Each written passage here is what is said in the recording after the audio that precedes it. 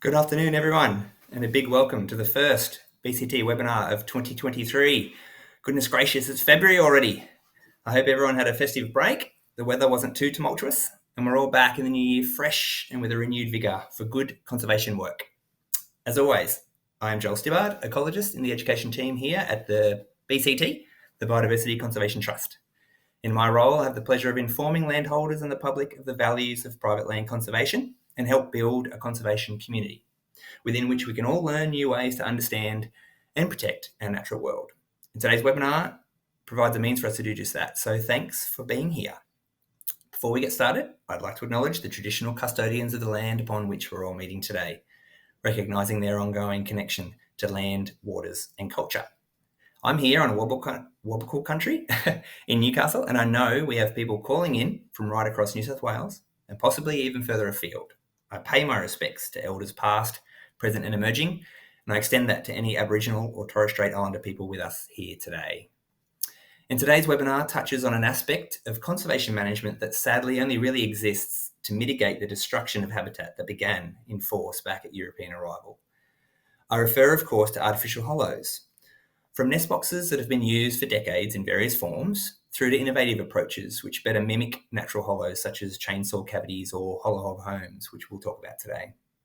They've become a widespread approach to replacing the loss of hollow-bearing trees, but we know that nothing truly replaces the habitat value and other benefits, carbon sinks being one that these trees provide, which in many cases are centuries old. Indeed, it's well documented that artificial hollows have had mixed success and largely fail to achieve any benefit for target fauna when they lack consideration for hollow quality, design and installation. Monitoring and maintenance is an ongoing requirement, and even the most well-intentioned artificial hollow is just not good enough for some of our hollow-dependent species who simply prefer the real deal. Now, artificial hollows can be of benefit though in areas where natural hollows are lacking, but we want to be smart about it and utilise the latest research and observations to make all the effort and expense worthwhile for targeted native fauna. So what does the current evidence tell us about artificial hollows? What's working, what isn't? And what species are popping up or not in recent monitoring programs? Well, these are great questions, Joel. I'm glad you asked, because we have Dr. Alexandra Knight from Charles Sturt University with us to discuss the findings of a recent nest box monitoring project on the North Coast. And then we have ecologist and hollow guru Narawan Williams, who will chat with us on the latest in artificial hollow design, their benefits, and just as importantly, their limitations. He's accumulated knowledge over decades of building, installing, and monitoring artificial hollows. And I'll also provide some information at the end for our BCT landholders out there on how we can assist with our agreement holders to install artificial hollows on their agreement area. Okay, so if it seems like I'm rushing through this intro, it's because I am. We have an action-packed presentation for you today, and we'll try to stay to time, but please forgive us if we run a little long. I reckon it's worth it. If you do have to log off towards the end, though, remember this will be recorded and we'll send out a link when it's ready. Okay, I've said enough. I think it's about time we give Dr. Alexandra Knight her time to shine and discuss the recent nest box project run up on the North Coast. Following her presentation, we'll hear from Narawan. Q&A, like always, is at the end. There's a chat window on the side of your screen, so pop your questions in there and we'll do our best to get them answered. Okay, take it away, Alex. Thanks. Hi everyone, it's really lovely to be here today.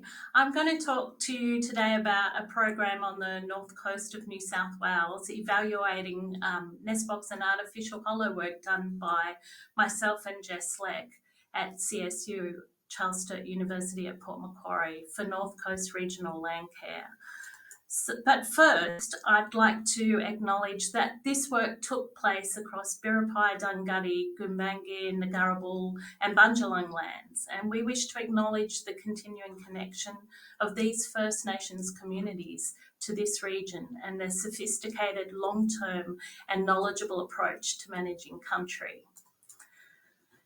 So, artificial hollows, nest boxes have been around for decades now, and we've really learnt a lot in that time. We've seen incredible advances from those first plywood nest boxes to more sophisticated forms of externally mounted nest boxes. Then we've seen the generation of the chainsaw hollows, and now we've got this fantastic new tool, the hollow hog. And a lot of this development has been in response to particular concerns, and they've been concerns about things like pest species invasion of hollows, thermoregulation in particular, whether the hollows are too hot or too cold for some of our species, and also those questions that come up with about maintenance of nest boxes and hollows and maintaining them over the longer term and what answers we have to that. So one thing in particular that we've learned a lot of over the last few decades is about individual designs for particular species, whether that's the size of the hollow, the size and placement of the opening, the type of bedding preferences, the installation height and aspect, the type of tree, the vegetation context and patch size, or the landscape context. And a lot of that learning has come about from land carers doing the work with the arborists and ecologists that work with them. And some of it has come from the work of some really great scientists whose information is available for us to read, like Ross Goldingay from Southern Cross University and Dr. Stephen Griffiths from La Trobe. I'd like to also mention Alice McGlashan and Nestbox Tales as providing great source of information for those of you interested in artificial hollows and community-led conservation. So Narawan's going to show you some fabulous pics, so I'm going to try and talk really quickly. But I just wanted to point out that we've gone from the plywood boxes, which are still used, and then to salvaged logs, plastic boxes, particular designs, and now this recent innovation with the hollow hog, the carving tool. And it's been a real advancement over the last few decades. We know now that these particular designs have really changed the occupancy and use of artificial hollows. But I want to talk a bit in particular about the North Coast Regional Landcare Network's Bushfire Recovery Program. And all credit here, they have done all the work on this fabulous program. And we've just come in at the tail end to evaluate the data that they've provided. And really, they've provided regional data on a regional landscape scale of about 1,200 nest boxes and hollows, including about 285 hollow hog, which has been a fantastic response to the extreme events that have happened on the North Coast. In the first round of monitoring, we've got the results for about 70% of those hollows, so that's 884 hollows. To tell you about what is being used. And this consistent data collection across a whole region with agreed upon parameters really is very useful in terms of determining where to go next. The other outcome of it has been a development of a monitoring protocol, and for this particular project, animal care and ethics approval. So when it comes down to it, what fauna has been using those nest boxes and hollows, almost 1,200 of them across the region. And there's some of our fantastic native fauna, like the beautiful feather-tailed gliders, lots of sugar gliders, and it was actually sugar gliders and brush-tailed possums that we saw in the hollow hogs in this first round of monitoring. Anakinas, bush rat, we've got some of the bird species nesting and sheltering in the hollows, the owlet nightjar, Rosella's barn owls, and of course my favourites, green tree frogs and Perrin's tree frogs. We saw 27 hollows with ants and spiders in them, only one Indian myna and a few European honeybees. And I think that lower number of pest species is probably due to the really advanced designs that we're getting now with these hollows that are going in. When we think that there's at least 114 bird species and 83 mammals that use hollows in Australia, this is an incredible opportunity to support species, in particular during and after these extreme events. So when we're looking at the monitoring data, what we're looking for is not just if there's a photograph of something in the hollow, but what is the evidence of use in that hollow? And 19% of the hollows monitored had some kind of evidence of use, although there was no actual picture of an animal using it. So when you're thinking about monitoring, making the most of all that evidence is really important. Are there leaves or other fantastic nesting materials in the hollow? Is there changes to the hollow entrance? Have they been chewing there? Is there fecal or urine staining? And I just want to point this series of photos to you, which actually come from Ku-ring-gai, just north of Sydney, where we see that there's 3 hollows, and they've been monitored 4 times each year in spring, summer, autumn, and winter. And if you look at the bottom row, you'll see that the last picture on the bottom row, you can see fresh nesting materials in there. And this was interpreted as a breeding event for the eastern pygmy possum using these hollows. So it's important when you're taking your photos and monitoring your hollows to correctly name and store your photos, because that way you can get the best benefit over time. So what then does it take for our artificial hollows to be used? And I think really there's a couple of important things for you to think about here. One of them is the landscape scale, and the other thing is the particular species or target species that you're looking for. On your screen now, you'll see the Macleay Landcare Network, and the yellow dots are where they've put in nest boxes and artificial hollows. And they chose to target, or not target, to make a geographic spread over their region. That was their purpose. They wanted to try and develop a representative spread across their vegetation and habitat types. But if you have a particular threatened species and you know it's in a particular vegetation or habitat type, you might want to look at that. Also, I think if you're a single landholder and it's a program just for you, and rather than being involved in a landcare regional event, then you want to be thinking about the context of your particular property and what might live there. So they're really important things to think about. And the key lessons that we really learned from evaluating the North Coast Regional Landcare's data was, one is that it takes time. In this particular study, it was 200 to 400 days before the hollows were occupied, with a median of around a year. Now, I know, talking to some of the arborists and ecologists who've been doing the on-the-ground work and the volunteers, that animals were actually seen sheltering in the hollows that had survived the bushfire or that had been put up quickly after the bushfire, really quickly. And these were really important places for our native fauna to take shelter so that they could survive these events. So although our lesson is it takes time, it can be shorter than that. The key lesson too was, don't expect every artificial hollow to be occupied. And you can see on the screen below that around 30% occupancy across veg types, or evidence of use across veg types, was what was achieved. And that's a reasonable expectation given the previous studies that have occurred. So some nest boxes or hollows will be used seasonally, some use multiple hollows and rely on a network.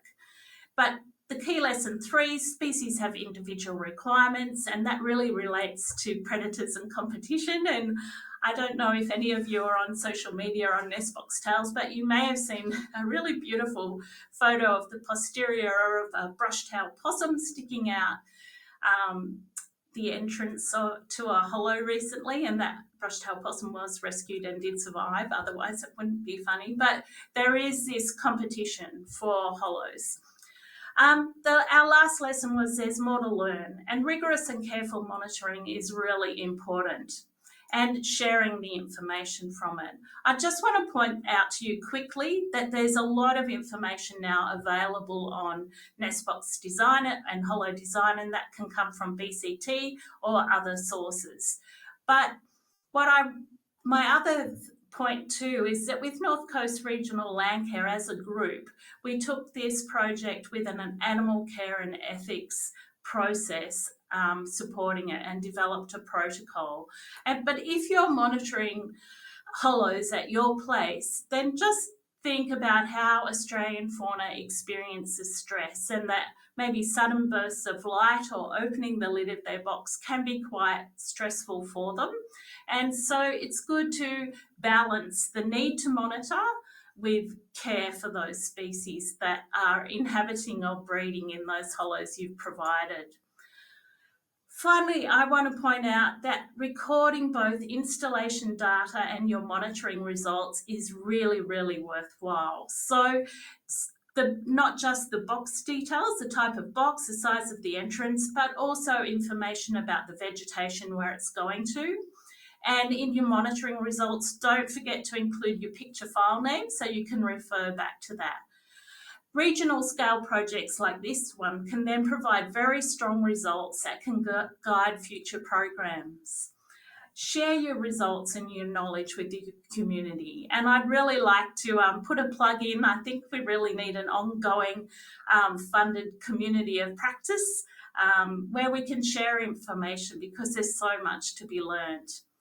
And finally, I'd like to say that we know in Australia that still our environment is on a downward trajectory. Our State of Environment report shows us that. And actually doing something about the hollow situation is a worthwhile undertaking, but also sharing your evidence and your data publicly will help make better planning decisions about the environment in the future.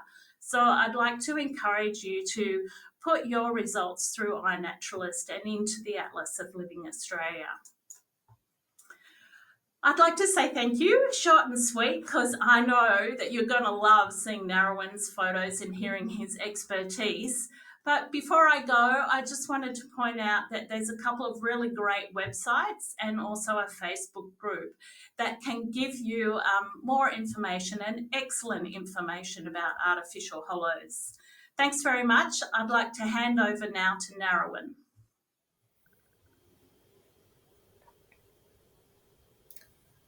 Yeah, hi everyone. Thanks, Alex. That was great.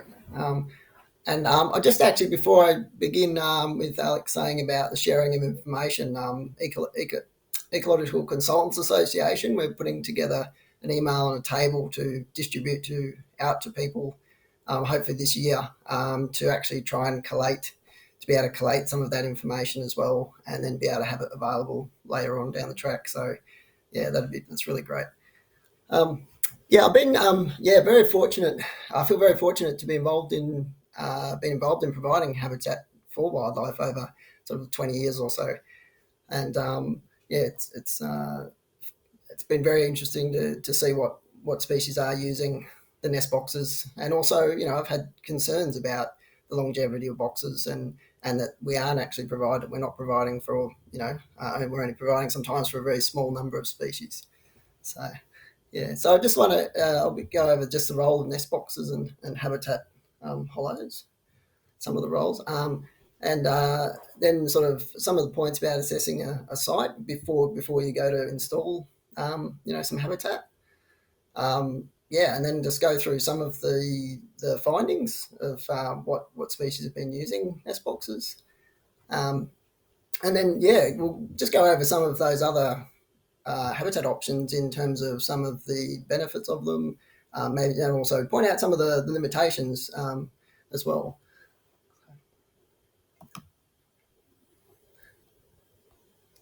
So some of the I think one of the main roles, as has been pointed out, the natural hollows are the best. So nest boxes really see the role as to fill that gap, but that can be a long period of time due to 150 year age of the trees in the forest. So it is really important to start that monitoring and maintenance of those boxes.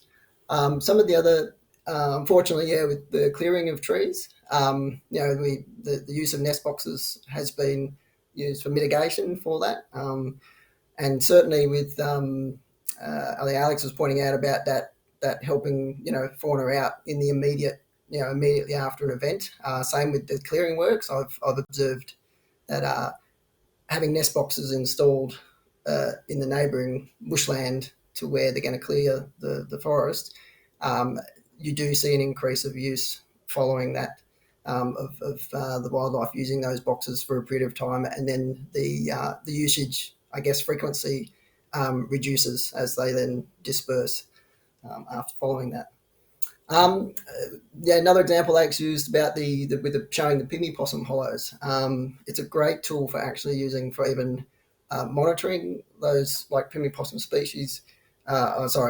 Monitoring to actually even determine how many, if a pygmy possum is in a site as well, to actually to determine, because they are very difficult to spotlight, to spot them during using other methods, and that's a really good tool. Also, even for doing research projects with hollows, with nest boxes and stuff, so you may be wanting to radio track an animal. So by having nest boxes, you can easily, be able to, I guess, catch the animal, get the animal out of the box, put a radio collar on, put it back in the box, and then follow its movements. Another great thing I've seen, I've done a lot of work in Sydney in the urban area in regards to hollows and nest boxes. And for education purposes, that is something that has been very, I guess, a great inspiration in some areas. Right in the middle of Marrickville, there's a habitat tree created, and so a lot of people coming through. It's got, raises a lot of interest and part of the education. So that's great. And people have an interest in attracting, fauna into the backyard and wanting to provide habitat for them. And so one of the things we did was in Kringai. There was a project that we did, hollows homes, and we placed capped hollows in people's backyards, and we did some monitoring of those as well.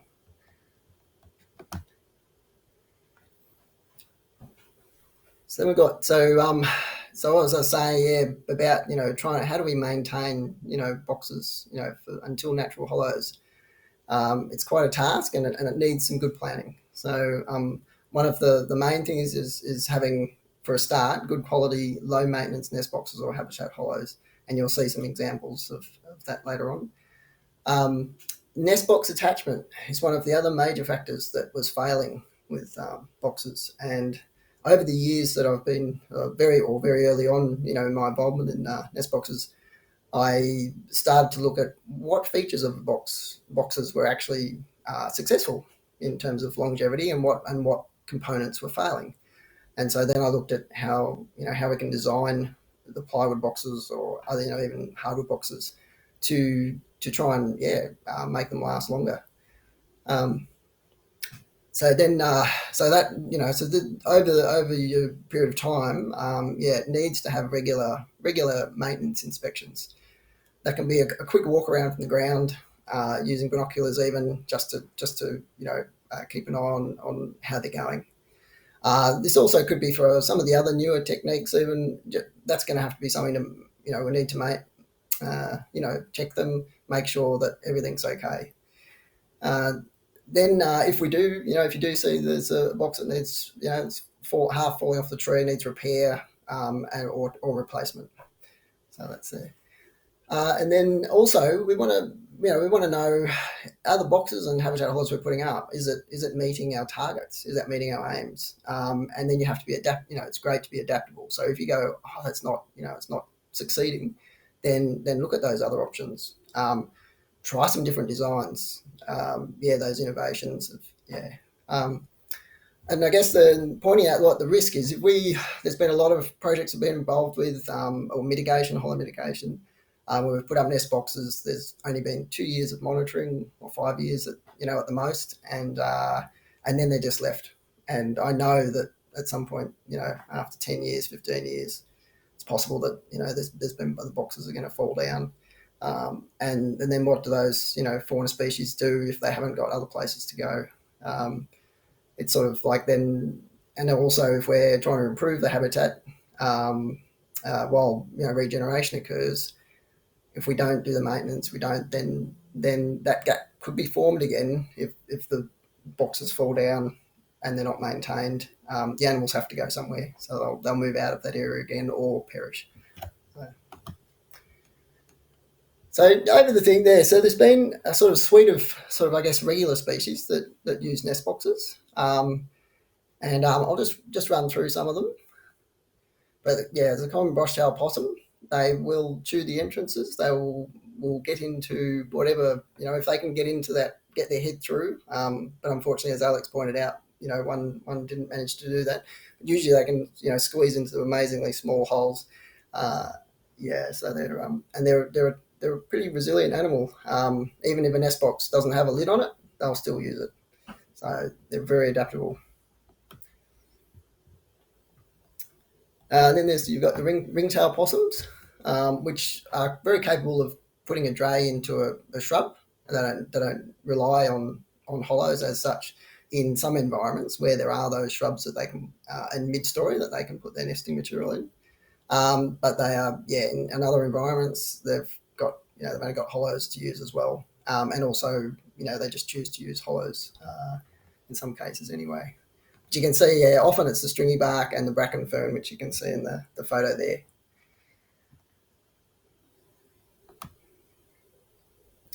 Then you've got your sugar gliders and your squirrel gliders.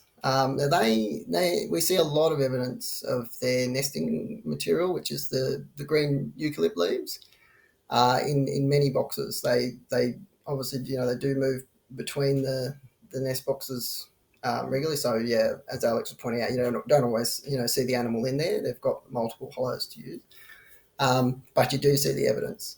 In some sites where there is sort of good bushland connectivity, sort of either side of areas where there's sort of lacking hollows, we've had over 70% of boxes having evidence of use by a variety of species, but a lot of gliders, a lot of glider nests as well.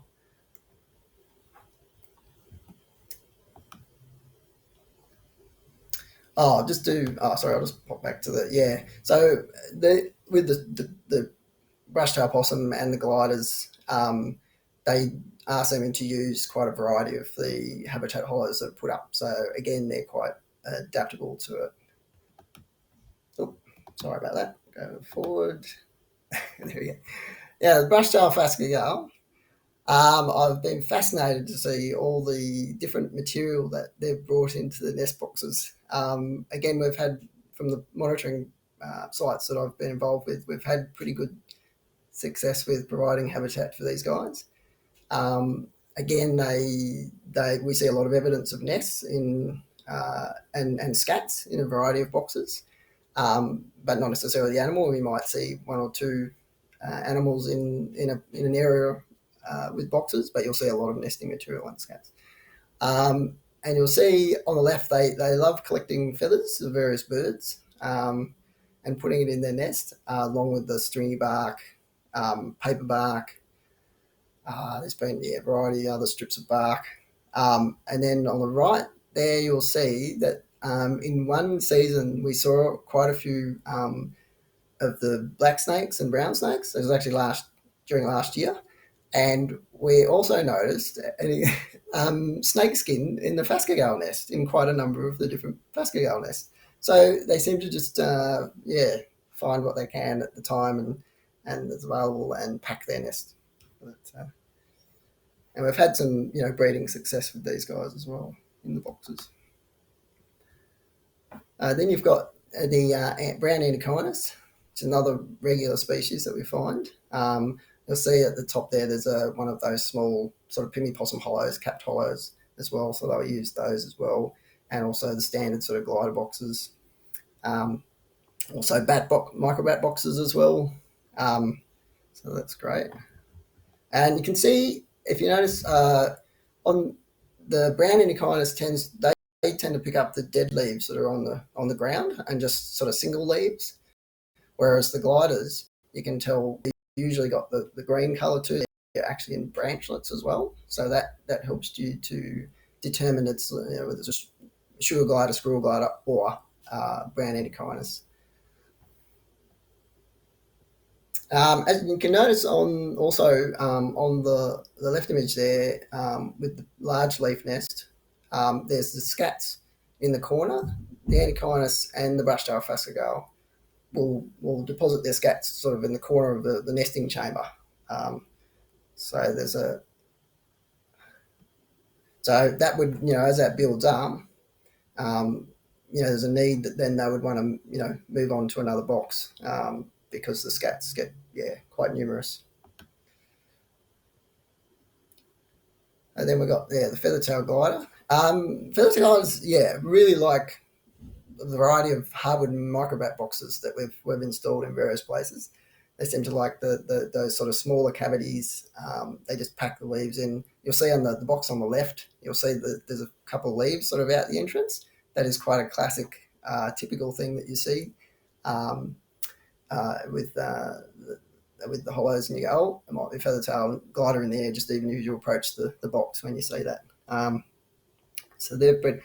So on one of the sites, we had a box that was meant to target feathertail gliders, but we never got any signs of feathertail gliders, but they were using the microbat boxes. So I sort of, based on, I've tried to, think about what species are liking and then looking at the design features. And so I came up with a box design sort of targeting feathertail gliders, anakinas as well, just so with small entries. And so I sort of used thinking about the bat box. You can see on the box on the left, there's a little piece of wood coming down the bottom, like coming out of the base.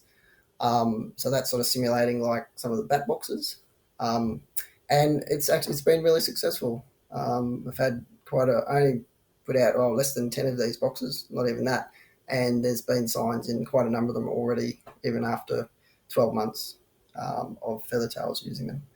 And you can see again the leaves. The feathertail gliders will bring in the green leaves, and that's sometimes in small branchlets. So again, different to the brown anakinas.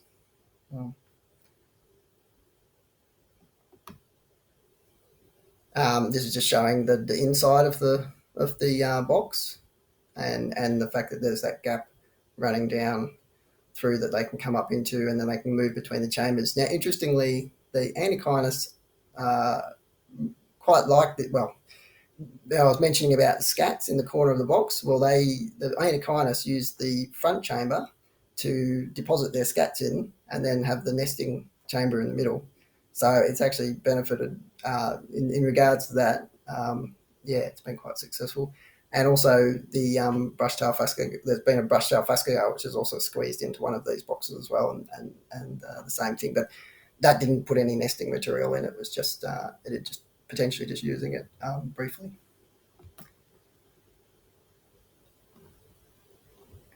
Then there's the wood duck.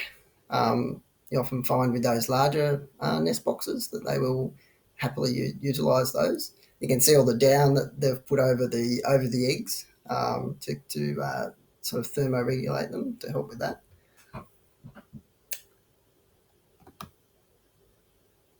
And then in terms of the white-throated tree creeper, we've had success with a few, not huge numbers, but certainly just in project where there's a few hundred boxes, it might only be sort of 3 or 4 boxes which they've showed signs of nesting in. But we were still pretty happy with even that number.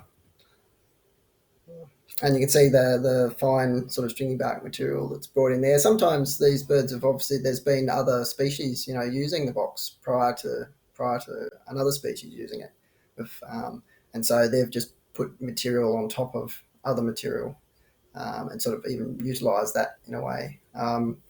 We've had quite a few boxes that have had different species. It might be 3 different species have used the same box successively over over a couple of years even.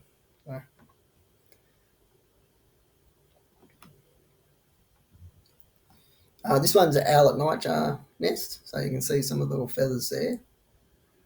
And this one though, I'm not sure if they've brought any extra material in, but this is a glider, previously a glider nest, but I'm unsure if it's added any material. But these guys, reasonably commonly sort of will take up boxes in a variety of different sizes. The entry hole hasn't mattered. Well, most animals, often do prefer a smaller entry hole for that predation risk. But we've actually had an owl at nightjar nesting in a owl cockatoo box, so a very large entry hole, and Yeah. And then the frogs, like Alex was mentioning, this is one of the species that we more regularly get. It's the Perron's tree frog. And there's also, you can see signs where a brush-tailed possum has also been in there. The frogs tend to go in there, when it has been raining, when there's a little bit of moisture that's run down the corner of the boxes. Ideally, with nest boxes, you want to try to reduce water getting, stop water getting inside the box. But when it has created, a better environment for the frogs. The field bees.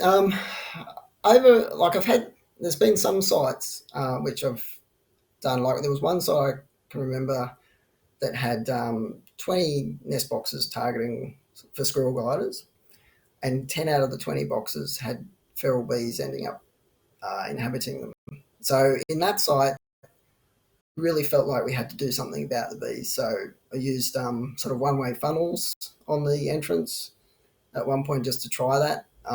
The bees then, would go out and wouldn't get back in. And then I found that the gliders had actually then chewed open the funnel and got in and eaten the honey, and then also then used the box following. And we've had that happen on numerous occasions now over the years, so that the glider has ended up benefiting from the honey in the end. So, but generally with a lot of the nest box, we see the signs like, so again, out of say 200, 300 boxes, we've come across say 12 boxes that have signs that bees have actually started or tested it out. They've gone in there and tried the box, but then they've left.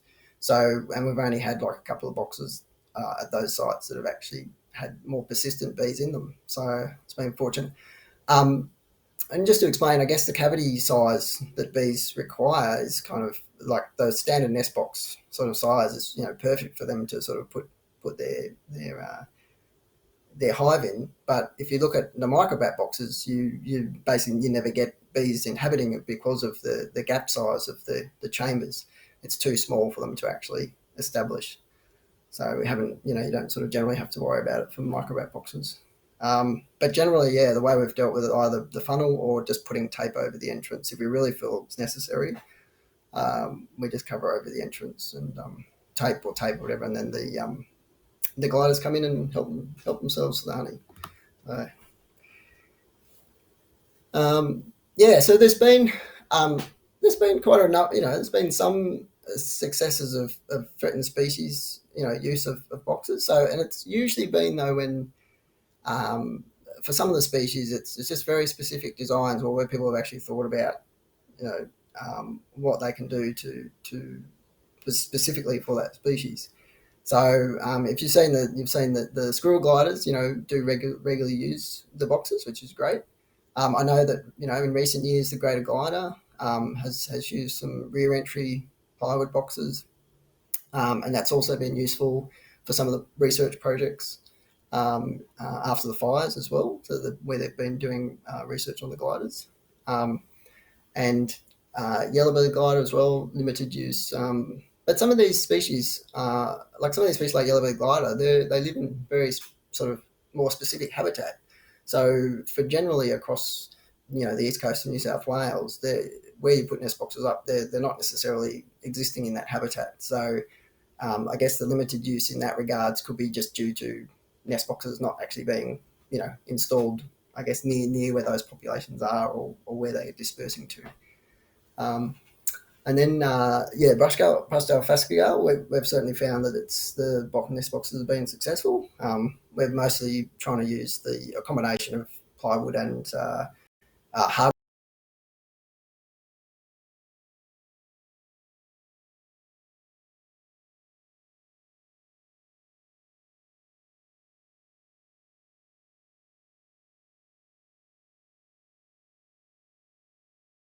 boxes, but we still had success with doing a sort of long box at a 45-degree or vertical degree angle, but they actually put it on some star pickets, so that would reduce can help reduce the predation or predator response. So that was really interesting that they've had success with that. And again, the swift parrots down in Tasmania, there's been some good successes with using plywood boxes, but that was it was quite an interesting story around that, because they basically, with the research, they had to work out why the swift parrots were declining, what was going on in their nest sites, and they did work out it was a sugar glider, and that had been introduced to Tasmania, and they came up with a very innovative way of having a solar panel to actually stop the to stop the sugar gliders coming in at night time to predate on it. So it's fantastic. But in regards to the box, they were using plywood boxes, but they're still around the longevity of those boxes. So they're having to sort of, I guess, look after and maintain them, especially in that environment as well, where it's wet environment. The plywood boxes definitely seem to degrade faster in moisture environments, so wetter environments. That's good. We've had a couple of uses of by mast owl. Just one, just roosting, no breeding events. That was sort of a custom sort of made one, and another one was just an immature animal. Actually used a plywood box for a period of, I think it was 6 weeks or something, after it had left started to disperse itself. I'll move on. Then there's the Powerflower, but we've got a slide of that. Okay, so last year we had success of Powerflowers using a nest box, and it's only the second known event of this happening. The first one was in Victoria quite a number of years ago, in Melbourne. The box, I gave myself, or wrote a list of criteria for the box itself, about what characteristics and thermal, trying to make it more thermal regulated. So that was one aspect, and then the other aspect was actually the placement of the box. So really important. So they're actually looking for a specific tree, just based on the known ecology and behaviour and nesting requirements of powerflowers.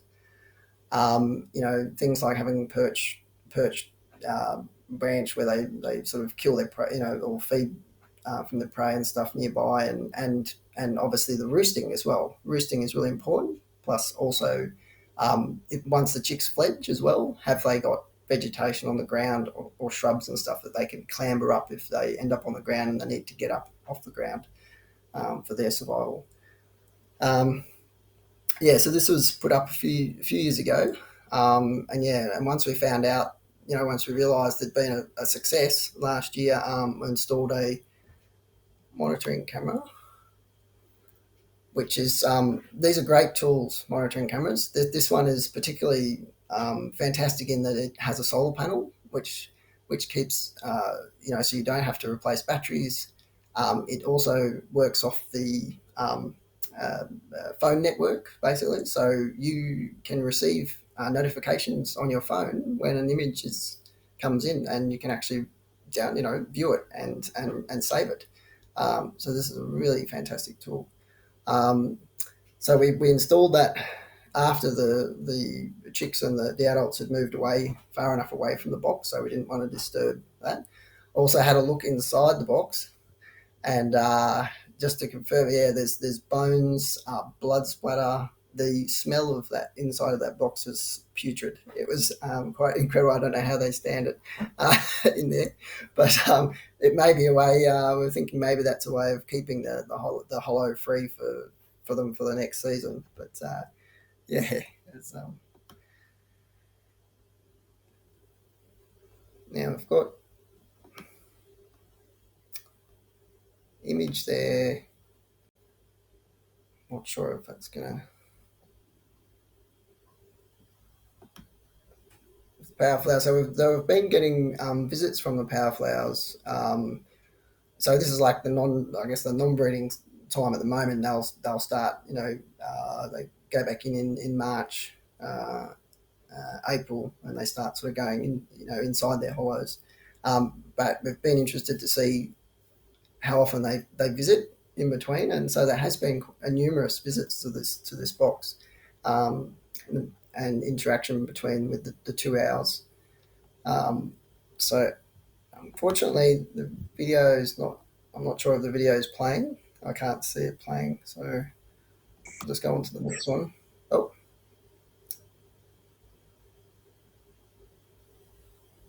that one.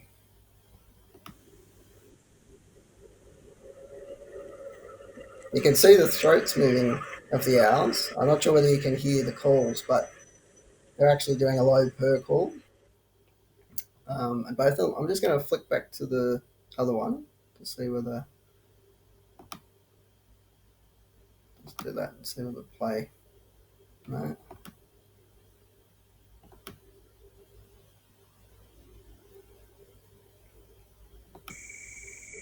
There we go.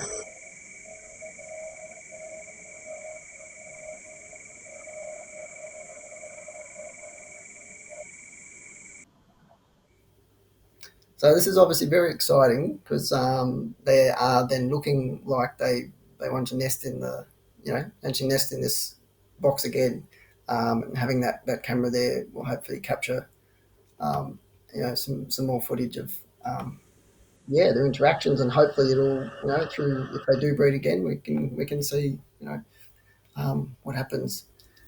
Um, so so this is the East Coast Freetail box design. Now, the original design was actually plywood, but we're actually with Sydney University doing an experiment with this design in some areas in Western Sydney to see whether it's successful for this species again. It was interesting with the plywood box. They had them installed at about 4 meters off the ground to start with, and they weren't using, they didn't sort of use the box at that stage. So they decided to put some boxes up higher to about 8 meters, and then some started using the box, using the boxes, and then they started using the ones at 4 meters. So it's interesting with microbats. I do believe from other boxes, microbat box projects that we've done as well, it does almost appear that once it's like a recognition of a roosting spot. So once they sort of recognise, go in, use it, test it, it then they'll go to the other ones following. That was quite interesting.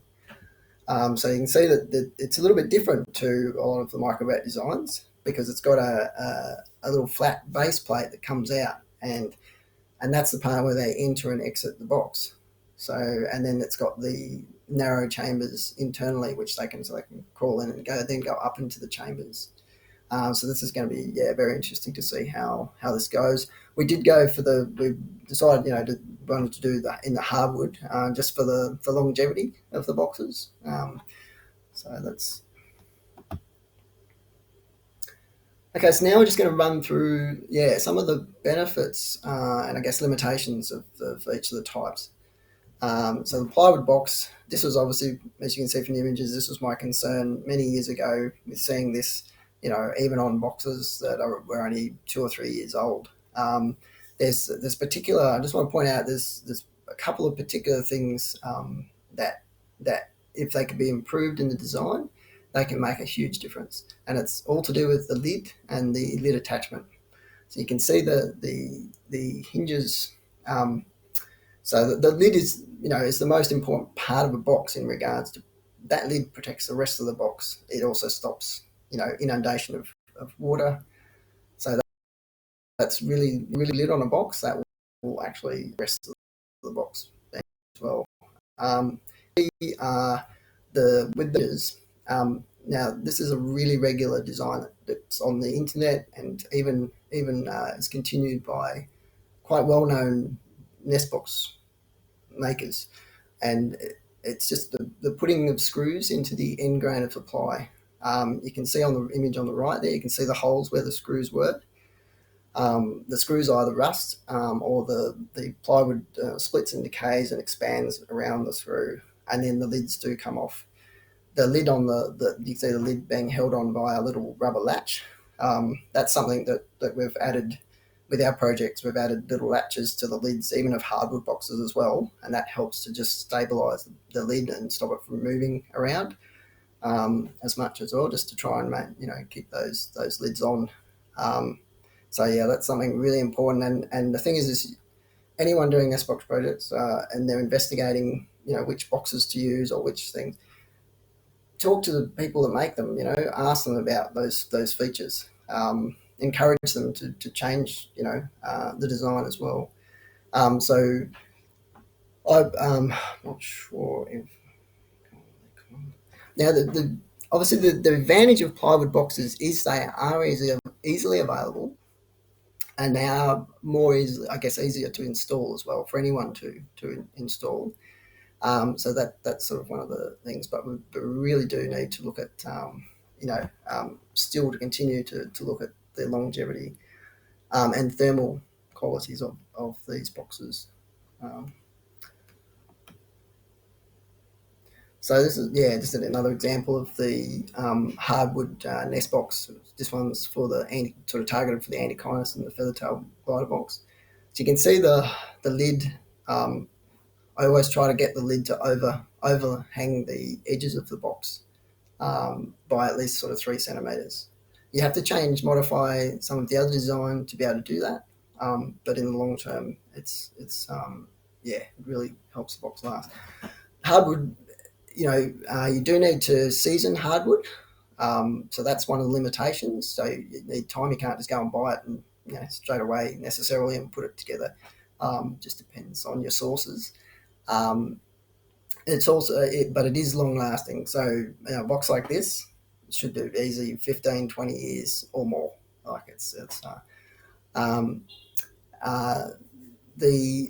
Another limitation though is hardwood is heavy. So compared to the plywood box or some other potential plastic boxes, it is a heavier, to install. So certainly for the smaller, sort of more standard box size, it's manageable. But yeah, it's still but this one is my preferred choice at this stage for whether out of ply and plastic or cytoplasm and hardwood. You can see it's a good example of one of the attachments there. Just to point out, this is an expanding attachment. So basically, it's PVC coated wire that does have a bit of flex in it, and I've made it into a spring shape.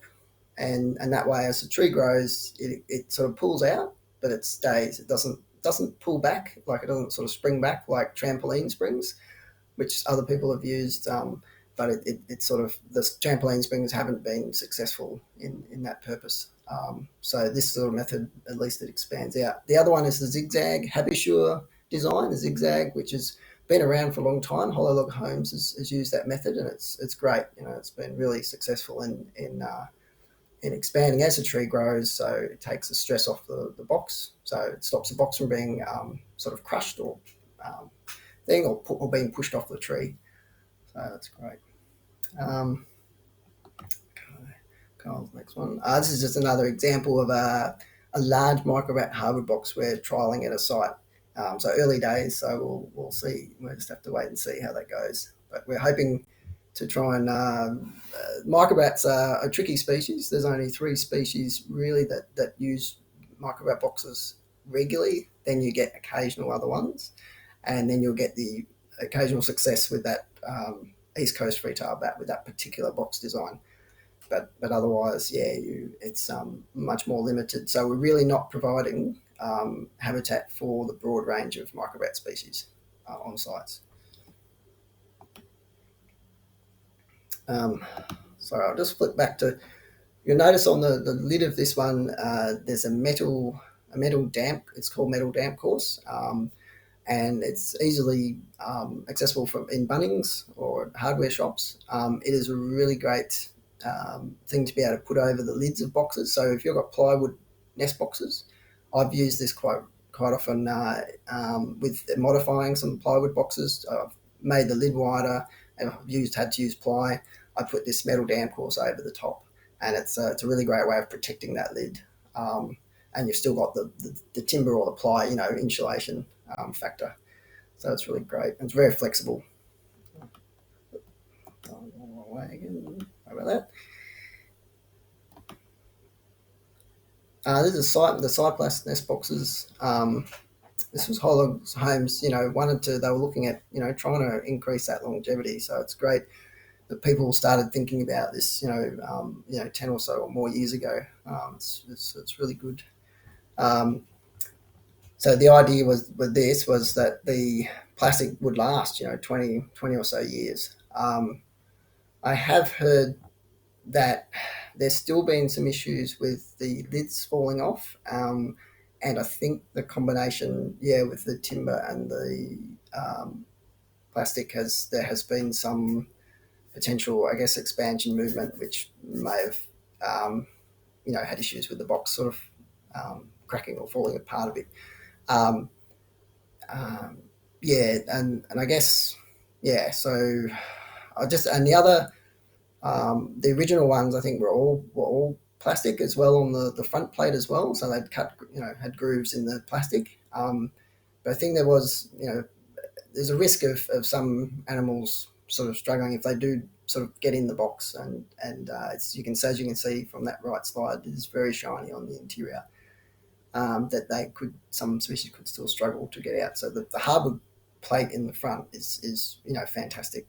You could cut those good deep grooves in nice and thick. Animals can chew on it, and they can use it to exit easily out of the box.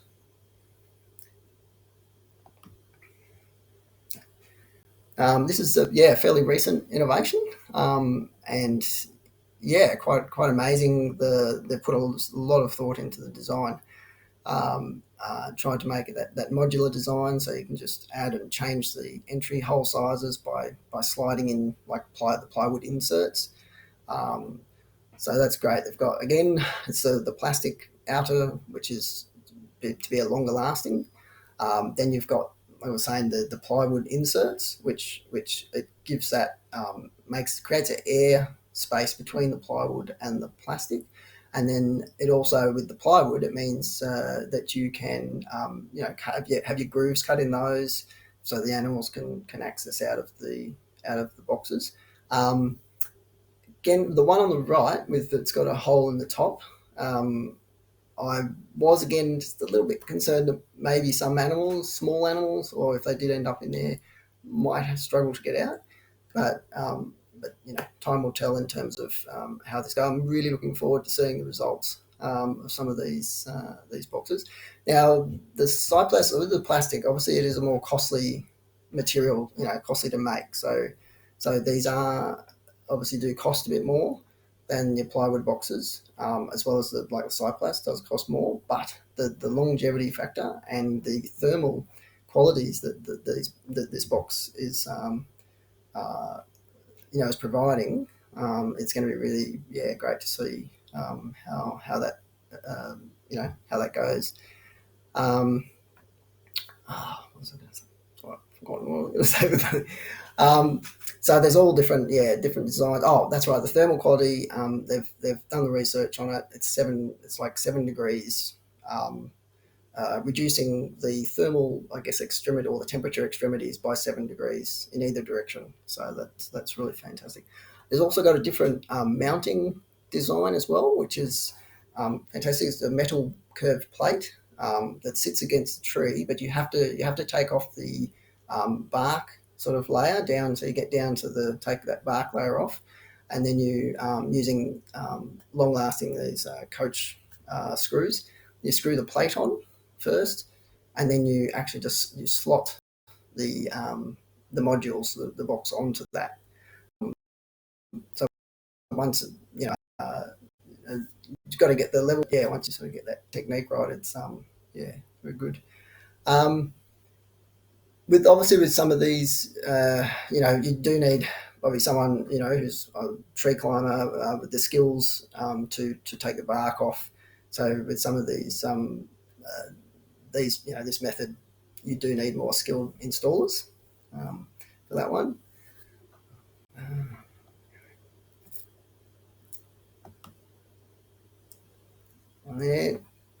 3D, yeah, I'm intrigued by the 3D printing of hollows. I think it's quite amazing that they were able to design the hollow based on getting the actual measurements of using the actual measurements of a natural hollow and then producing that same shape. I don't know if they've had. I don't think they've had any success yet with this. One which was targeting Powerflowers, but look, like Alex was saying, I think she was they'd use 3D printing hollows for that project as well, and yeah, it's very very good. I'm really looking forward to sort of seeing how they all go. And this one's got a couple of elastic straps and netting around it to hold it around the tree. So it's got that elastic part in it to expand as the tree grows. So that'll be interesting.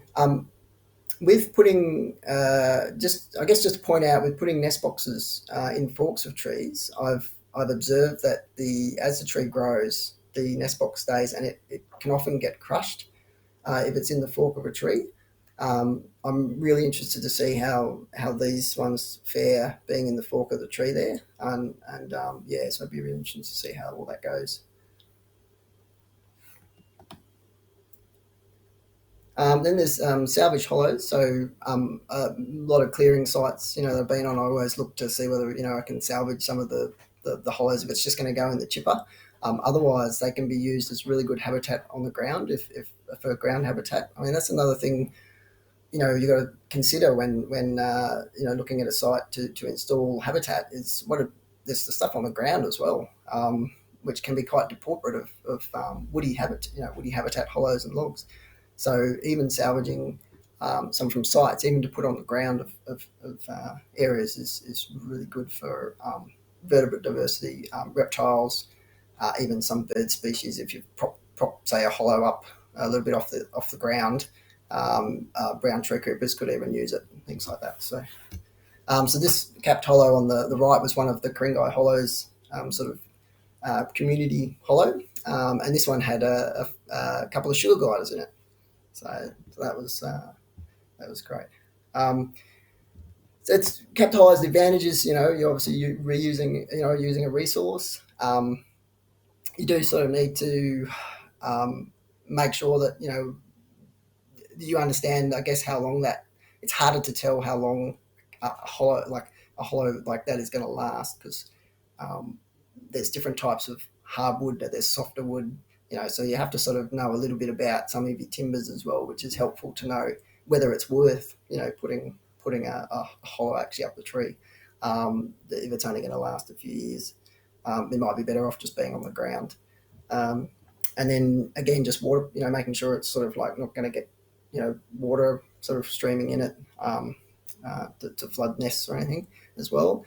Attachment is fairly similar as well I've just used a similar design with that spiral wire, but you just have to use other ways of sort of wrapping around the hollow to the wire around the hollow, or fixing it in other ways, and that's been working quite well.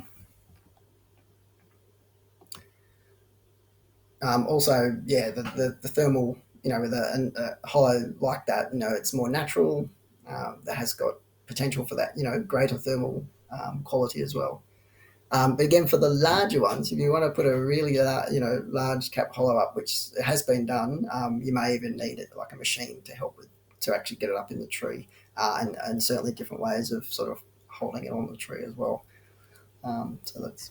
And last year also, Blair Venn had a success with a large capped hollow, which he said was, that with Powerflowers breeding in it as well. So that was fantastic, and fantastic news.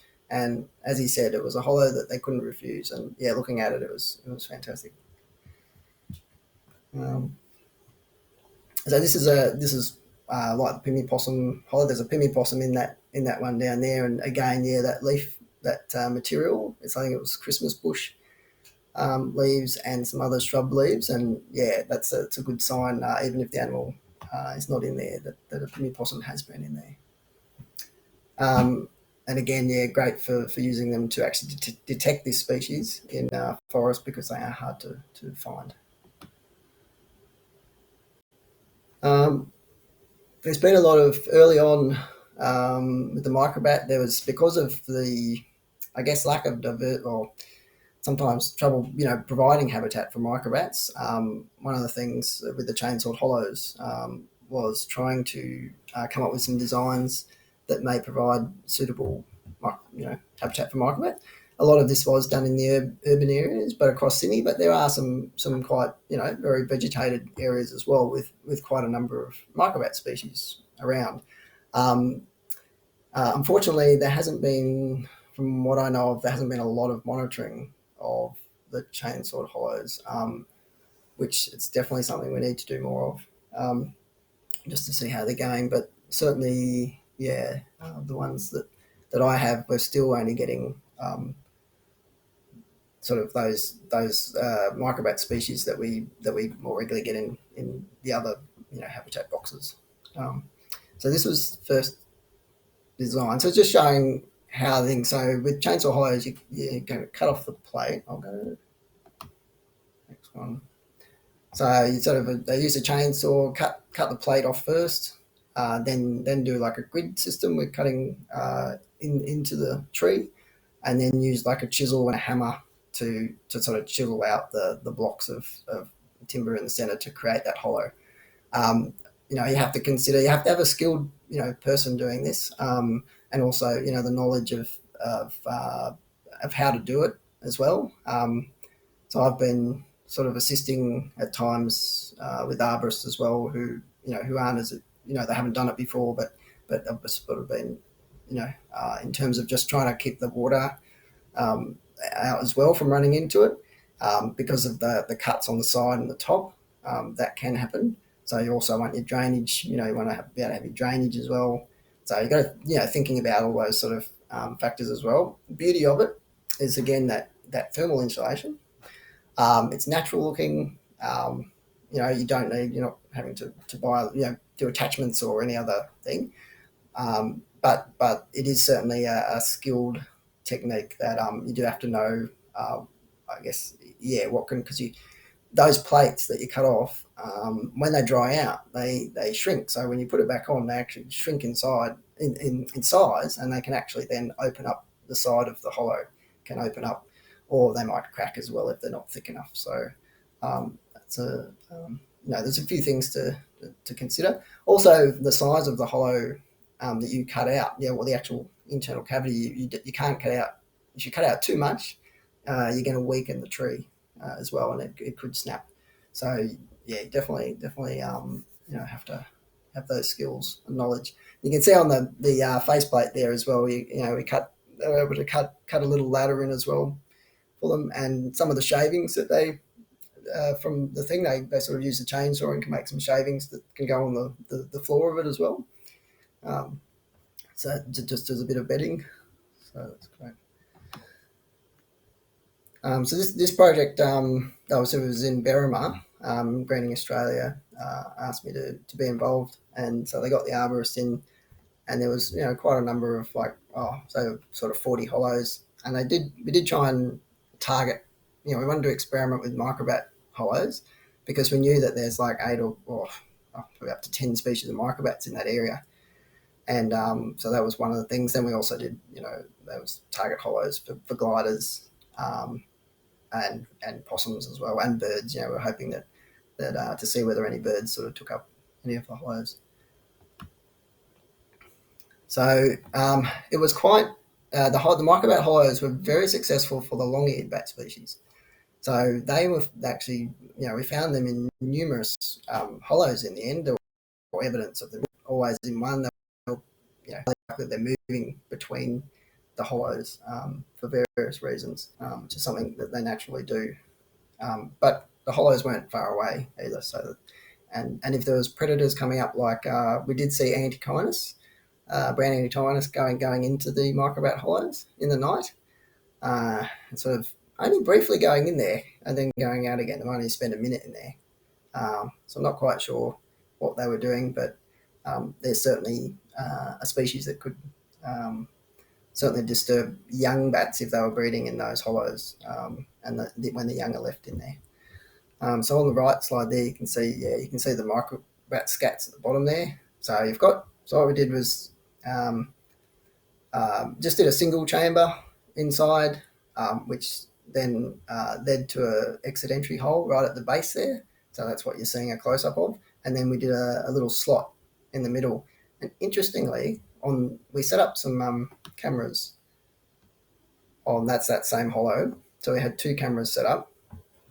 And interestingly, we had camera footage of the long-eared bats coming down to that little slot in the front, and you could see them calling, like the ears were moving, you could see the mouth moving, and they seemed to be calling or communicating, I guess, through that slot to potentially other bats that were inside, and also numerous footage of them coming down to the entry holes as well. There would be like three of them come down. I've got some, hopefully, again, the video. I've got some video of that.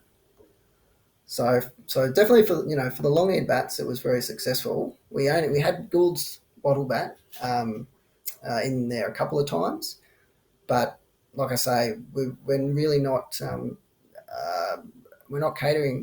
We're still a mystery for a lot of the other microbat species. Like again, we get them occasionally turning up in boxes and things, but just not regularly sometimes.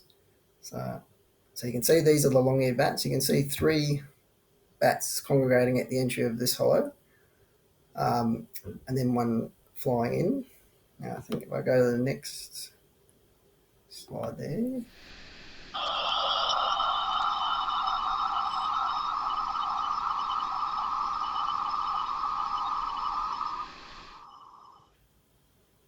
Okay.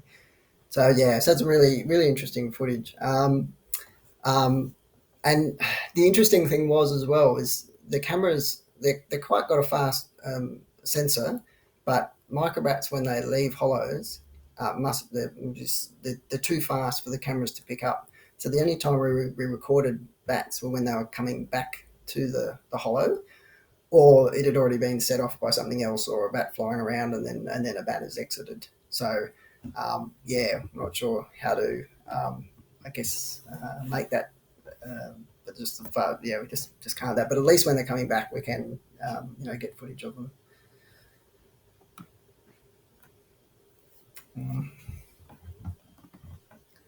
So then we've got the hollow hog tool, which is a very exciting new tool, as Alex was indicating as well. It's going to be the closest to a natural hollow. Basically, you're creating a hollow, but not having to worry about the face plate with the chainsaw. You don't have to worry about that, shrinkage. Now, it's a safe, it's a very much safer tool to use than a chainsaw. And I will be getting to use this tool in May to create some microbat hollows for some research purposes. But this, the thermal, it's very exciting. I guess in terms of its main, I'll just go to the next slide so you can see sort of the idea of it. That picture in the middle is showing that there's a 50 millimeter hole which it cuts through first, and then you can turn the arm around to create the hollow inside. Again, you have to be obviously careful of how far you go in that hollow. You don't want to make the hollow too great, or the walls. You've got to keep the walls strong, but otherwise, it maintains that outer strength of the tree. It's just natural looking thermal qualities. So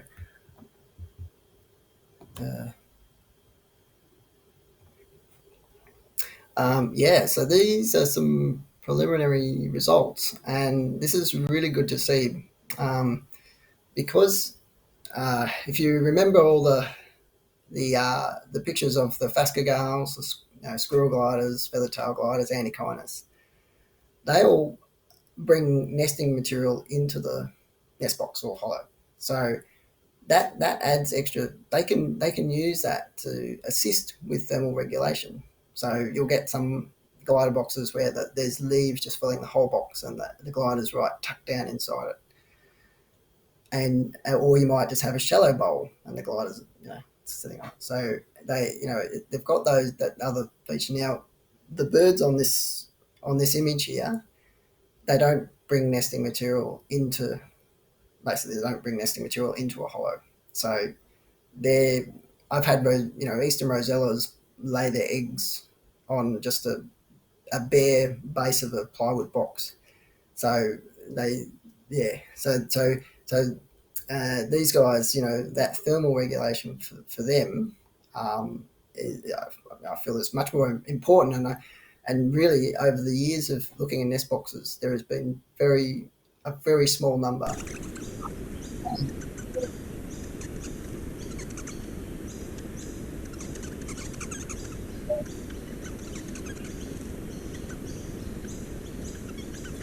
So even though these are common species, it's really great to see that so this can also then be used for certain species that needing help and assistance with that.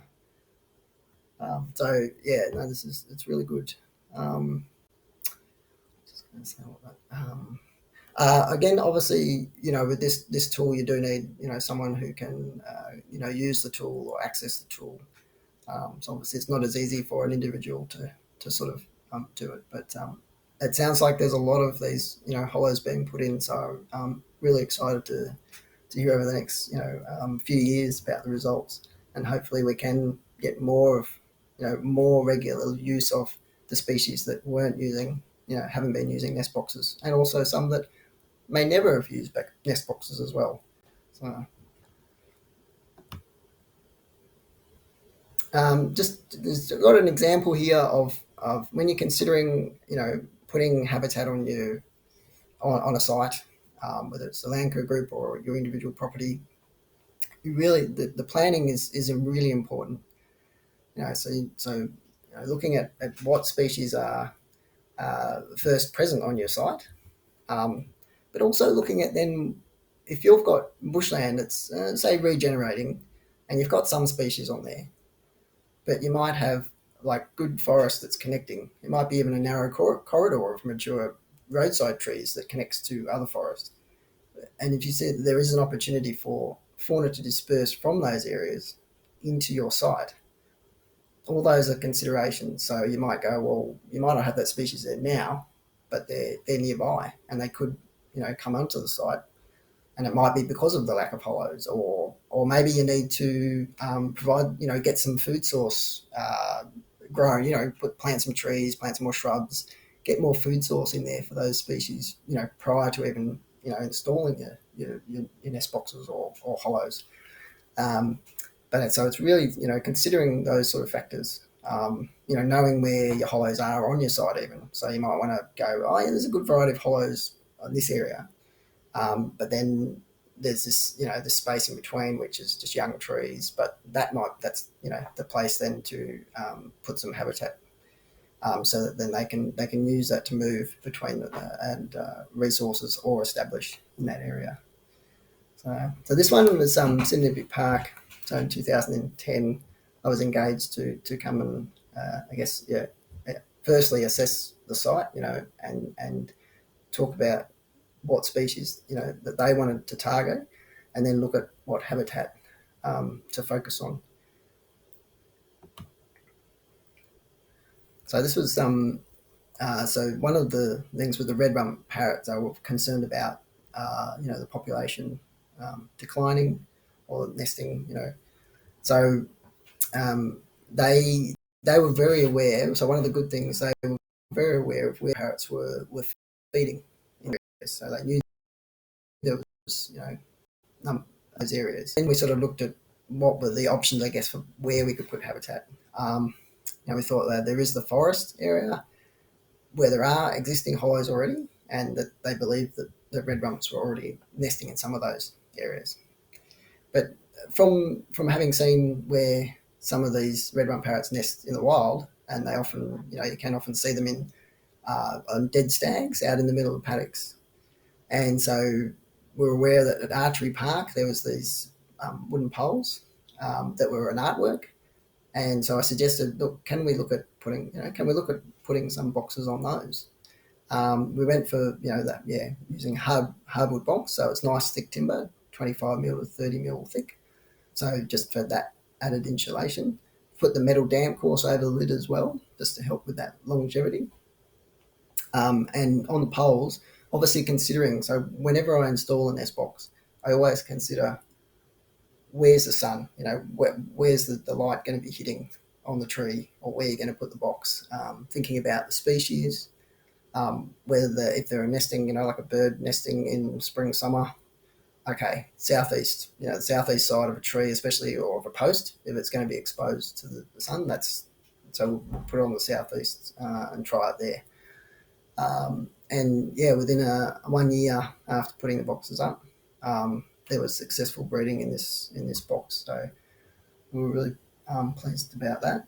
And then there was, I think, we had 8 boxes. We had some horizontal designs and 45-degree angle designs as well, just to mix it up a bit and see whether there was any preference with them. They basically nested in one of each type, so there wasn't really any. They didn't really prefer any of the bigger designs, but they did then continue to nest, and we had, I think, 4 out of the 8 boxes. We at least had 4 nesting successes most years then following. Since in the latter years, there was, I haven't got a photo of it, but aviculture came up with a sort of a different style of box, sort of like a sort of smaller at the top, wider at the base, with a little perch at the front. And they wanted to, install boxes around the Sydney area to assist with redbud parrots. And so they put some up on the poles as well, and they have been very successful as well. They were thin ply to start with, but we encouraged them to redesign it and then add and make them thicker, and using hardwood or putting covers over it to help them last longer, because they wouldn't have lasted very long otherwise. But they are being very successful. So that's, again, another, trying different designs, innovations. It's great. Then the microbat species, there are, I think, about 4 or 5 different microbat species at least that use the forest in Sydney Big Park there. But one of the things I wanted to do was to try and provide some habitat for microbats. So we went with a couple of different designs. And I think that's always good if you're not sure whether a particular design is going to work or not. Try different, a variety, a few different ones. Try them on different aspects. Again, if you're not sure about which one. With microbats, the box that's on the image there was actually north facing, on the north side on the dead stag, and that was the first box after 12 months, basically, or 1.5 years, that got about 15 to 20 Gould's wattle bats flew out of the box when some people walked past it. So that was the first sign, but that was on a hot side, and actually, interestingly, with these boxes at this site, it appears that they do prefer the warmer boxes in summer, in the warmer months, and that also can assist with breeding as well for the young, what the young require. And then in the cooler months, they've used the boxes on the shadier, cooler side of the tree, and with microbats going into torpor. If you think about, if it's cooler temperature, it means they can drop into that cooler temperature, I guess, easier. It makes it so it kind of makes sense. But that was just observations, general observations that we'd observe. But that would be something that would be great to do more research on or look into.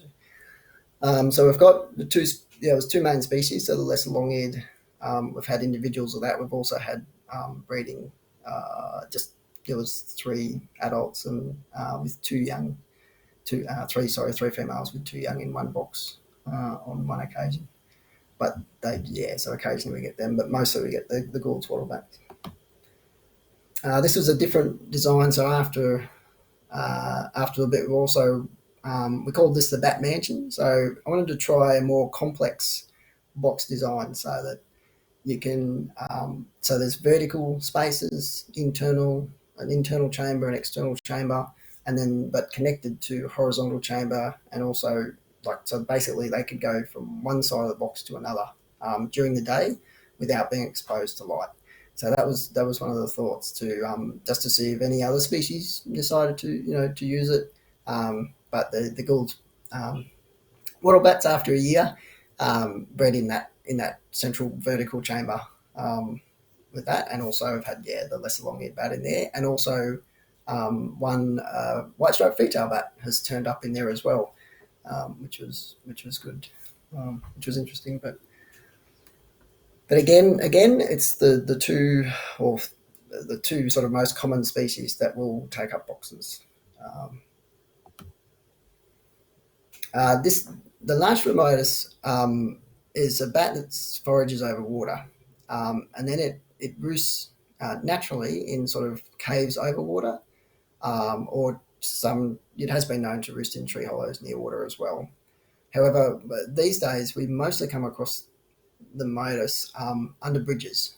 There is a lot of populations of Myotis under old wooden bridges, and also the new concrete bridges with expansion gaps. So this was one that again we thought, well, there's a great culvert there. We can put the great foraging water body. They had recorded species in the area, foraging in the area, so we put up 3 large boxes underneath with various size cavities and gaps, and also with some chambers that sort of up top which they can go up into. It took a little while before we actually got to see bats, a few years before we actually got to see them in there. We saw bat droppings first in 2012, and then basically from when we first started seeing them in April 2015, where there was only 6 Myotis, then it was gradually built up to our check last year was over 30 to 40 Myotis in there, and they're actually using some of the 3 boxes as well. So there's sort of the main box which had been used initially, and then they started. There's other ones coming in, and they're just breeding up as well. You'll see at least 3 or 4 young bats in the breeding time.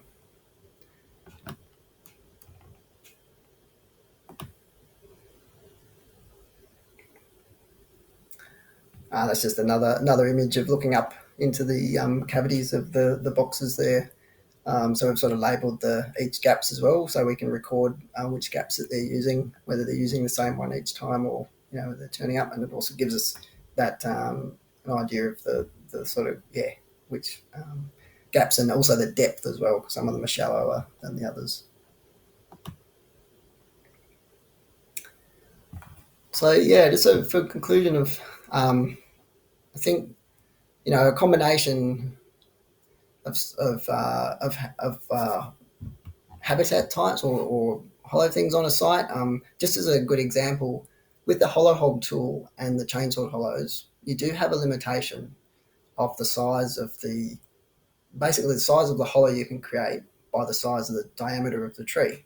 So if you've only got small trees on an area that is regenerating, and you want to provide some habitat on there, you're only going to be able to put small hollows into those trees, and you may decide the trees you just don't want to do that to the trees. So that's where those other Habitech, the plastic boxes or 3D boxes, or your hardwood nest boxes, plywood nest boxes, you can use those other combinations of those to provide try and provide the habitat for those variety of species. We know that the gliders and the phascugales will use your plywood and your hardwood boxes quite happily, obviously considering still the temperature where you install them on the trees, but that, and then you can and then with this with the hollow hog tool, if you do have some trees that you can put some hollows in to provide some for bird species where they they need that even more, that thermal quality. That's great.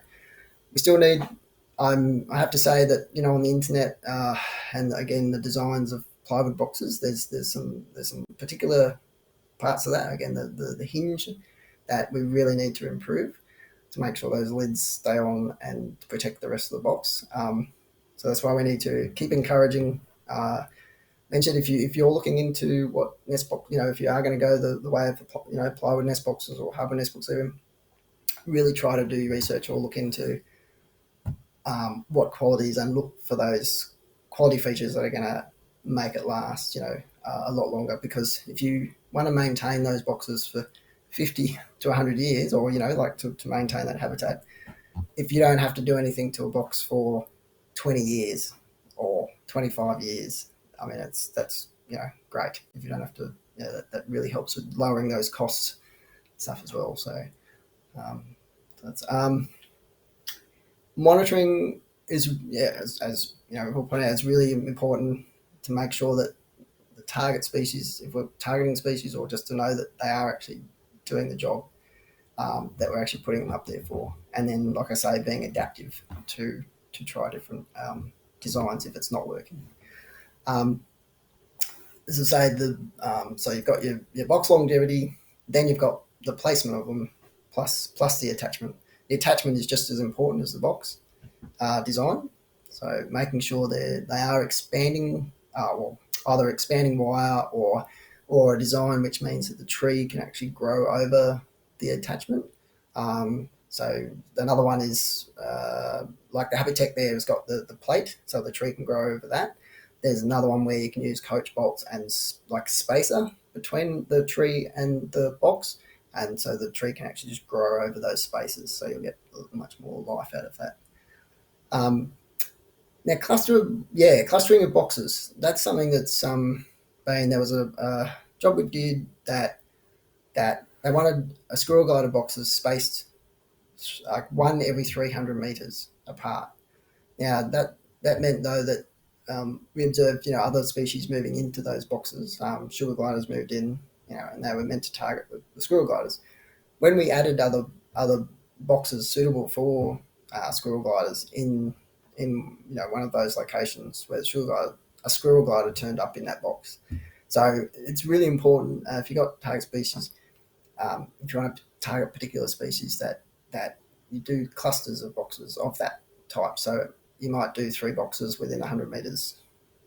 It gives them that opportunity if you've got competition from other species, but also they can then also use those other boxes at other times, especially for different seasonal. And that's where Alex mentioned about different seasonal qualities. So a box might be on the other side of the tree, but better for winter. A box on the southeast side, better for summer, for that thermal regulation. So that's a really thing to consider as well.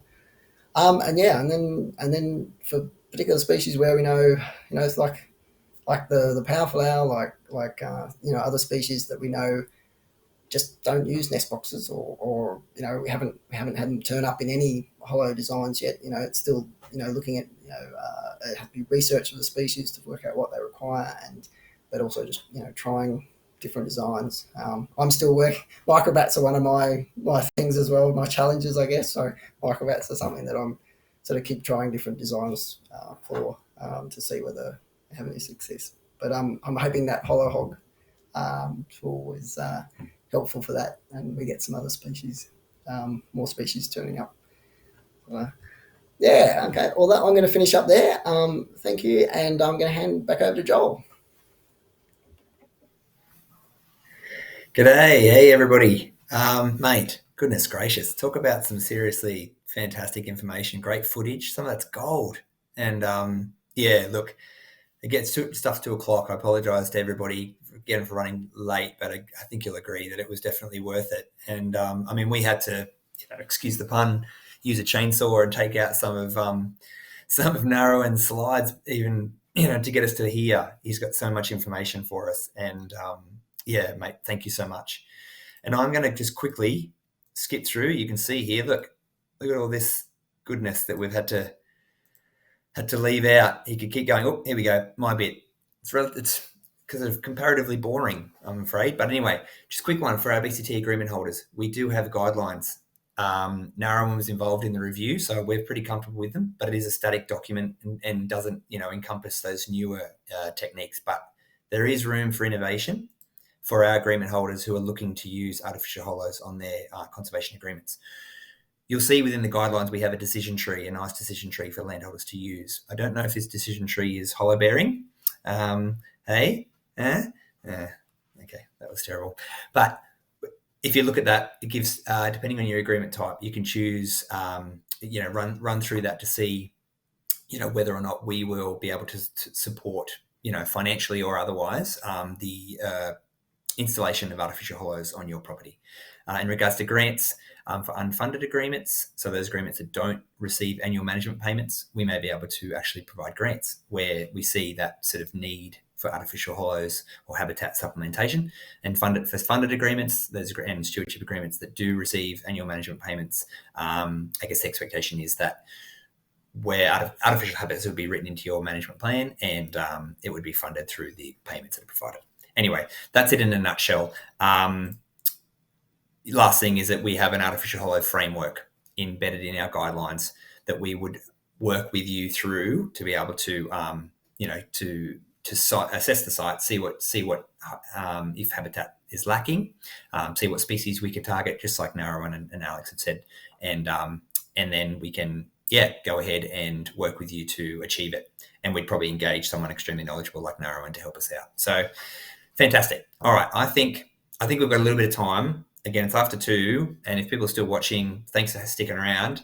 We've had some questions. I'm going to ask a few if we can bring Narawan back. Unfortunately, we've had to lose Alex. Alex had something else on, but look, I reckon between you and I, Narawan, we've got this covered, mate.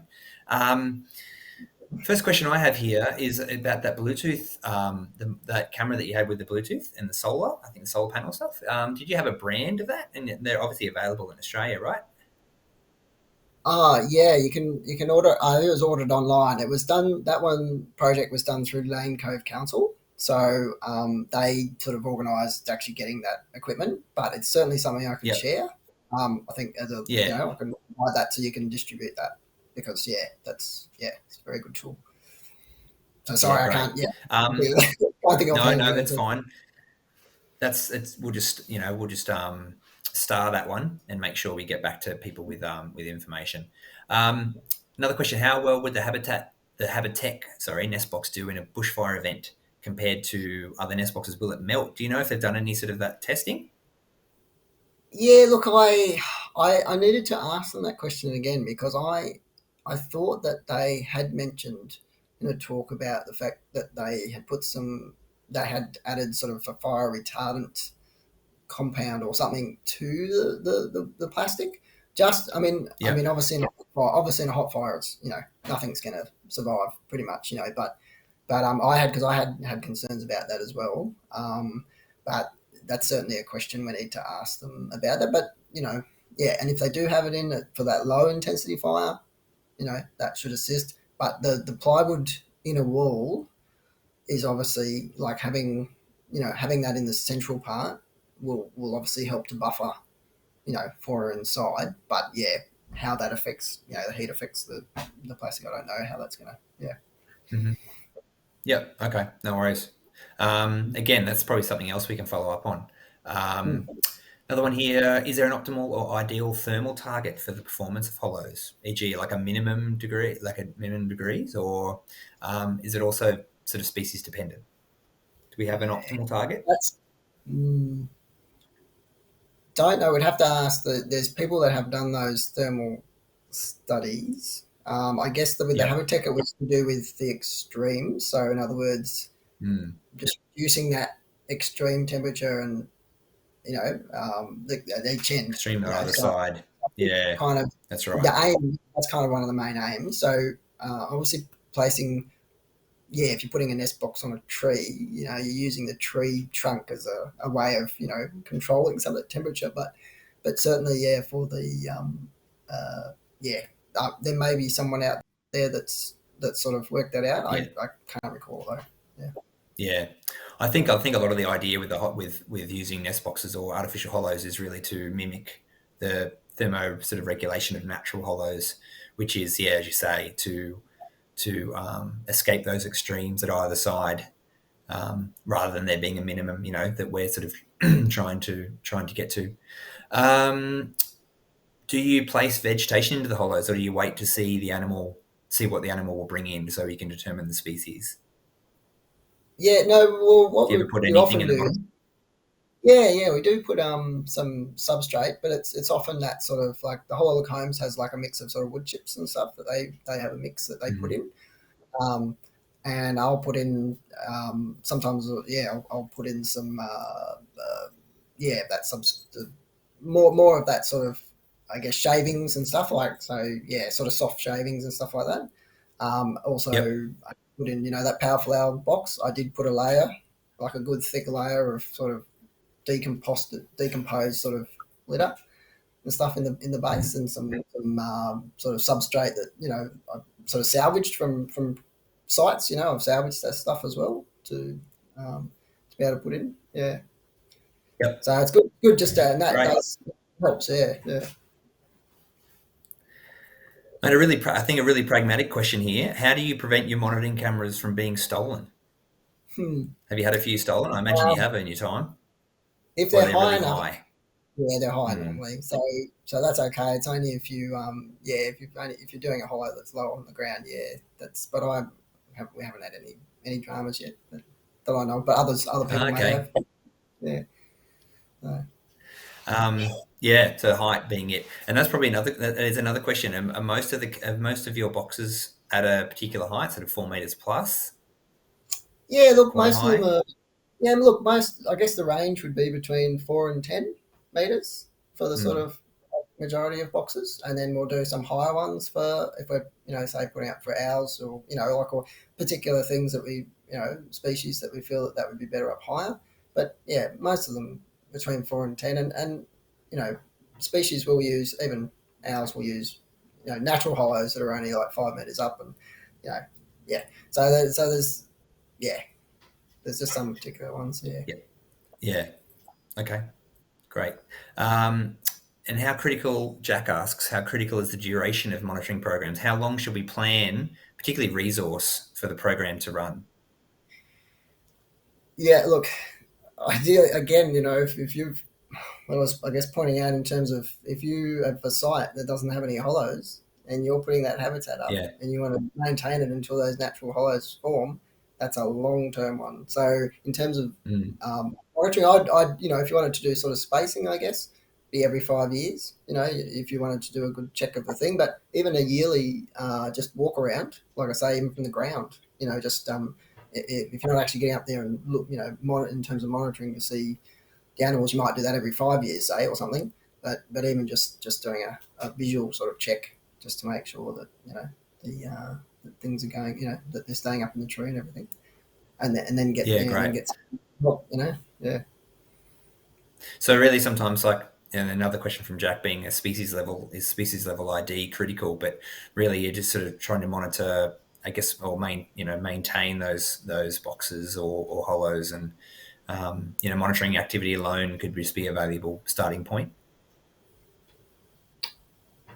Oh, sorry, Yeah. monitoring for species or No, so yeah, it's just the question being is the species level critical in regards to monitoring, or can just monitoring just for any activity just alone be valuable enough? Oh, yeah, I guess, well, it all depends on your aim of why you're putting the boxes up, as well. If you're obviously Yeah. targeting a species, monitoring is, Yep. important. If you're not getting those target species, then that's when you Mm. need to look at what's, other designs or trying some other things. But if you're putting a mix of boxes up for general species, then just I guess monitoring those. Just to see if they're being used. But again, yeah, it's all about the aim. Yep. Great point. Great point.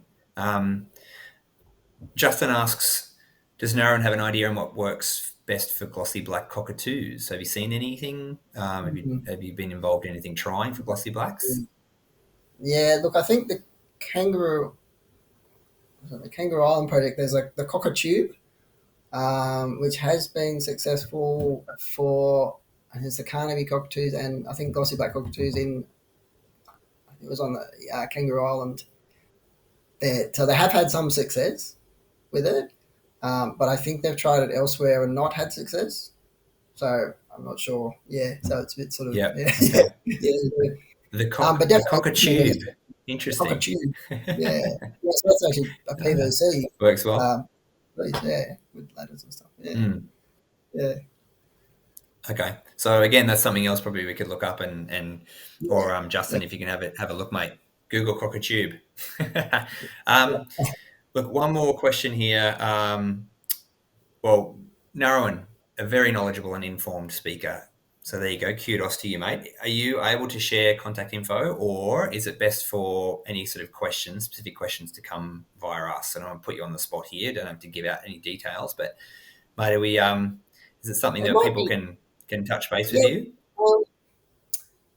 I guess if the thing is, if it's questions that would be good to share with others, it is probably best coming through you, Joel, like in terms of, Yeah. in terms of that sort of thing. So then you could, but then share it with others. But if I guess if Yep. there's, I'm happy to, have my email address if there's specific, questions that I'm happy Yep. to have that. Yeah. Yeah. Okay. Great. As Well, well, we can provide. sharing. Yep. No, I think we can, through us here at the BCT, we can put people in touch. And yeah, again, particularly for agreement holders, they're looking to install artificial hollows on their agreement area. Narawan would be one person that we would recommend for you to talk to, and we can help you to do that. And look, I think at 2:15, I think we'll call it. I think that's absolutely fantastic. Quickly, Dennis Saunders, work in WA for Carnaby's cockatoo. So there you go. There's a quick comment that's come through. Brilliant. Right. Fantastic. That's the community, people. That's us sharing, isn't it? Such good stuff. I do, again, thank you so much. 2:15. I understand it's a bit later for everybody. It's a long lunch. Blame it on us. Just tell the boss, look, it was BCT's fault. Yeah. That's fine. I'm sorry. I do blame it on me. I do apologise for going over. Do not apologise, Narawan. It was brilliant, mate. It was brilliant. It was so good. Thanks again to you and to Alex. Again, as I said, rest assured, with previous webinars, I'll make it my mission to get back to you with any questions. And please contact me with any follow-up questions for myself or Narawan. My email address will be in the final slide. And speaking of the final slide, you'll see a little taster for our next webinar on the 17th of May, where we'll flip it a little bit and discuss the use of livestock grazing as a conservation management tool. So I know that such things are contentious and you may not think it's relevant for you, but I can tell you, as someone who thought the same not too long ago, that it's an incredibly interesting subject and one that makes you think, how can we best manage our grassy ecosystems and sort of open woodlands when historical alternatives like fire just aren't that easy to implement? So be there for that discussion on Wednesday, May the 17th. You can register for that event via the link in the chat window that'll be there. And as always, we value feedback. So if you can take the time to complete a short survey, that would be fantastic. That's also available in the link window. Alrighty. It's been an adventure. It's been so good today. I love it. Thanks so much for joining us. We'll see you again in May. Thank you very much for being part of the BCT conservation community, and take care. Cheers.